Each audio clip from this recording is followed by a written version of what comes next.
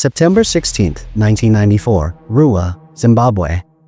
62 children at Ariel School are playing during morning break when they witness something that will haunt them for the rest of their lives.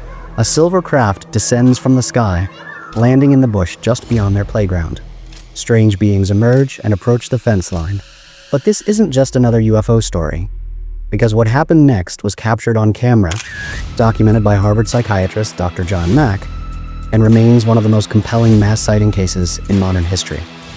But here's what makes this case truly extraordinary. Ariel School wasn't alone.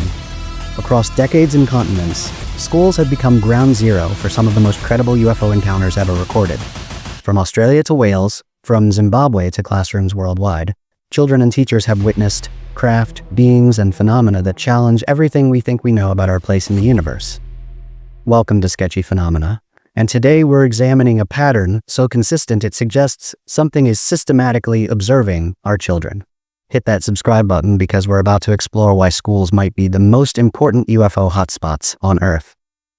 On September 16, 1994, the children of Ariel School in Ruwa, Zimbabwe were enjoying their morning break when their ordinary day became anything but. This private primary school served a diverse middle-class community about 20 kilometers outside Harare, with students from various cultural and linguistic backgrounds. Around 10:15 a.m., while teachers were in a staff meeting, 62 children aged 6 to 12 were playing in the schoolyard when they noticed a large silver object descending from the sky toward the bush that bordered their property. The disc-shaped metallic craft was approximately 10 to 15 meters in diameter and landed about 100 meters from the children. What happened next would change their lives forever. Several beings emerged from the craft, small entities about 1 meter tall with large black eyes. They wore dark, tight-fitting clothing made of an unknown material and approached the fence line separating the school from the bush. According to the witnesses, one being made direct eye contact with several children and communicated telepathically, transmitting mental images about environmental destruction, the planet's future, and humanity's relationship with nature. The 15-minute encounter ended when the craft and beings simply vanished, leaving the children in shock, some crying, others screaming, many standing in stunned silence. When teachers emerged from their meeting, they found the children in various states of distress. As they interviewed the witnesses, remarkable consistency emerged. Despite different cultural backgrounds and languages, the children's descriptions of the craft, beings, and encounter were strikingly similar. Their drawings showed consistent details, and their emotional responses suggested genuine trauma. The case gained international attention when Dr. John Mack, a Harvard Medical School psychiatrist and Pulitzer Prize winner, traveled to Zimbabwe to investigate. Dr. Mack's credentials gave weight to his conclusion that the children were telling the truth. He found no signs of fabrication, no inconsistencies over time, no evidence of coaching, and genuine emotional responses consistent with trauma. The children's drawings, made immediately after the incident and again during Dr. Mack's visit months later, remained remarkably consistent. They depicted similar craft designs, beings, and environmental themes that matched their verbal accounts of telepathic messages about planetary warnings. Most compelling is how the case has aged. Many witnesses are now adults who maintain their accounts' consistency. Emily Trim, one of the students present that day, has become a spokesperson for the case. She describes how the environmental message influenced her career choices and ongoing environmental advocacy, showing the lasting impact of the experience. Moving to Australia, we encounter what may be the largest school UFO sighting in history. On April 6, 1966, at Westall School in Melbourne, over 200 students and several teachers witnessed multiple unidentified objects maneuvering over their school grounds.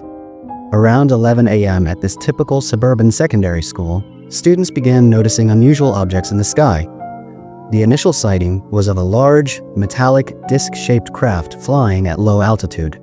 As word spread, students and teachers rushed outside to observe not just one object, but multiple craft performing coordinated maneuvers over the school and nearby Grange Reserve.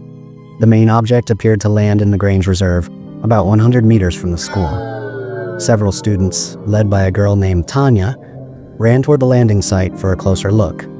They reportedly saw the craft up close before it rapidly ascended and disappeared. Tanya was found collapsed near the site and taken to the school's medical facility. The 20-minute incident was observed by hundreds of witnesses with remarkable consistency in their accounts. What makes Westall particularly intriguing is what happened afterward. Within hours, officials arrived at the school, interviewing witnesses and reportedly warning them not to discuss what they'd seen. The landing site was visited by officials who appeared to be collecting evidence, including circular patterns of flattened and burned vegetation. Despite the large number of witnesses, the incident received minimal media coverage. This lack of coverage, combined with the apparent official response, has led to speculation about deliberate suppression. Decades later, many witnesses have spoken publicly, maintaining consistent accounts. Several documentaries have been made about the incident, and it remains one of Australia's most famous UFO cases. Our third case takes us to Wales, where one of Britain's most extraordinary school UFO incidents unfolded over several months in 1977. On February 4, 1977, 14 children at Broadhaven Primary School in Pembrokeshire reported seeing a UFO land in an adjacent field during their lunch break. The children described a large, silver, cigar-shaped object approximately 40 feet long, hovering just above the ground. They reported seeing a dome on top and figures moving around the craft, beings that appeared humanoid but wore silver suits. The sighting lasted several minutes before the object departed. Headmaster Ralph Llewellyn took the children's claims seriously. He separated the witnesses and asked each to draw what they'd seen.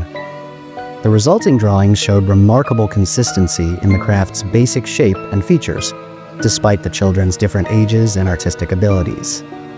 Over the following weeks, additional sightings occurred throughout Broadhaven. Adults began reporting encounters, including Rosa Granville, a local hotel owner, who on April 19, 1977, reported seeing a dome-shaped craft land behind her hotel. She watched two 7-foot-tall beings in silver suits emerge and examine the ground. Mrs. Granville was a respected businesswoman with no prior UFO interest, lending credibility to her detailed account. Now, when we look at these three cases spanning nearly 30 years and 3 different continents, something remarkable emerges.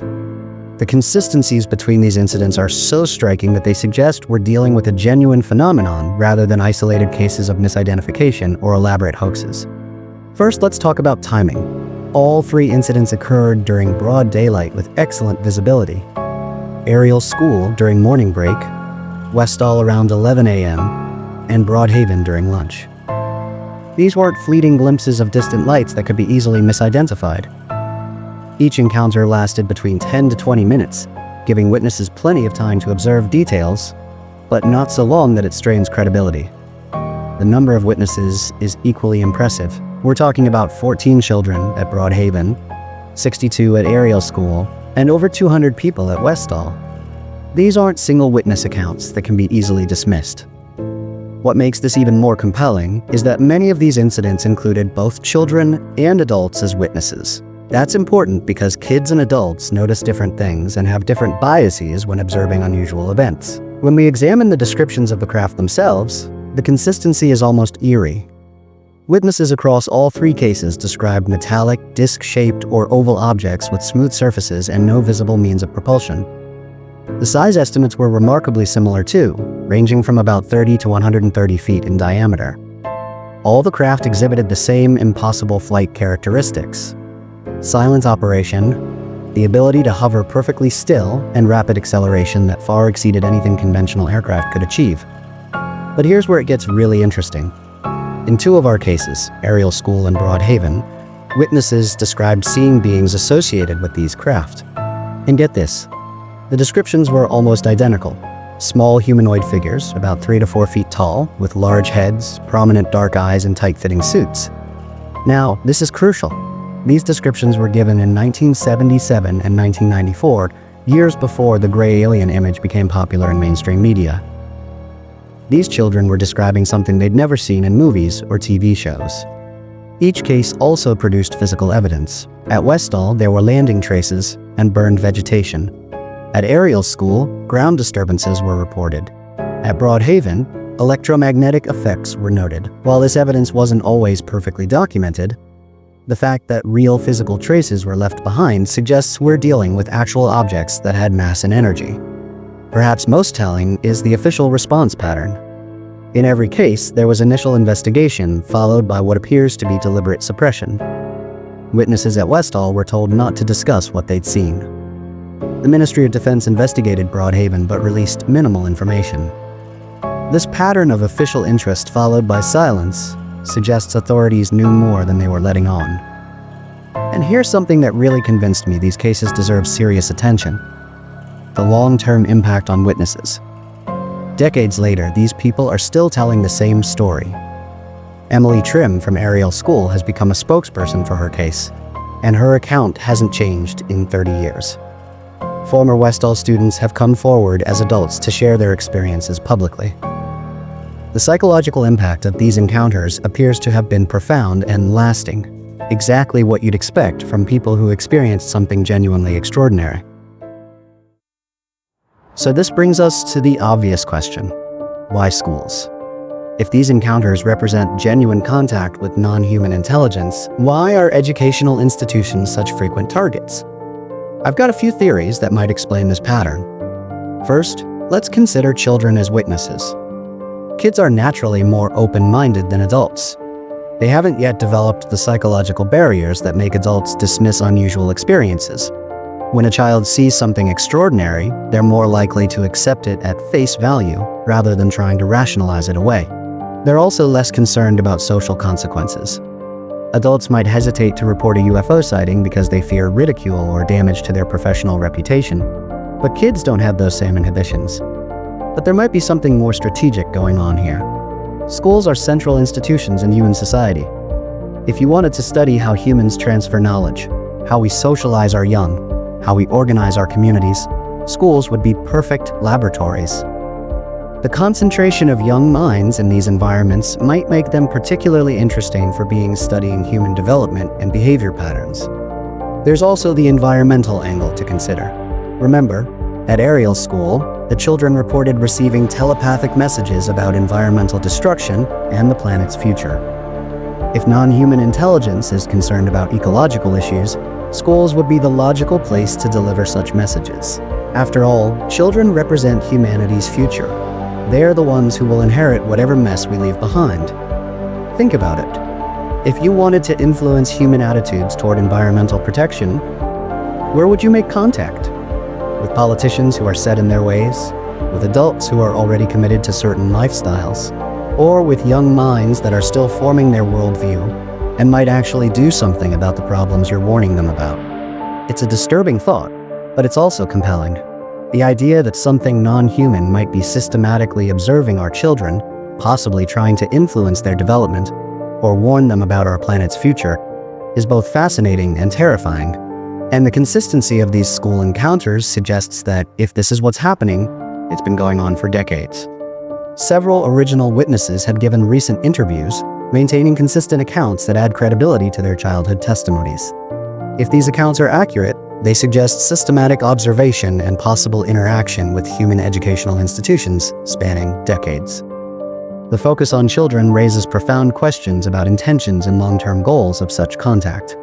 The apparent official response patterns suggest authorities may possess more information than publicly disclosed. Recent changes in official UFO attitudes offer hope that more information about these cases may eventually be released. The pattern of school UFO encounters presents some of the most compelling evidence in UFO research. We have hundreds of witnesses, consistent accounts across decades and continents, physical evidence, and professional investigations by credible researchers. Whether these cases represent genuine contact with non-human intelligence, psychological phenomena, or elaborate deceptions, they demonstrate that our understanding of reality may be incomplete. The children who witnessed these events have carried their experiences for decades, and their consistent accounts challenge us to consider possibilities beyond our current scientific paradigm. What's your take on these school UFO cases? Do you think hundreds of children and adults have maintained elaborate lies for decades? Or is something else happening here? Let me know in the comments below, and don't forget to hit that subscribe button for more sketchy phenomena. If this strange tale got your mind racing with questions, you're definitely going to want to check out these videos.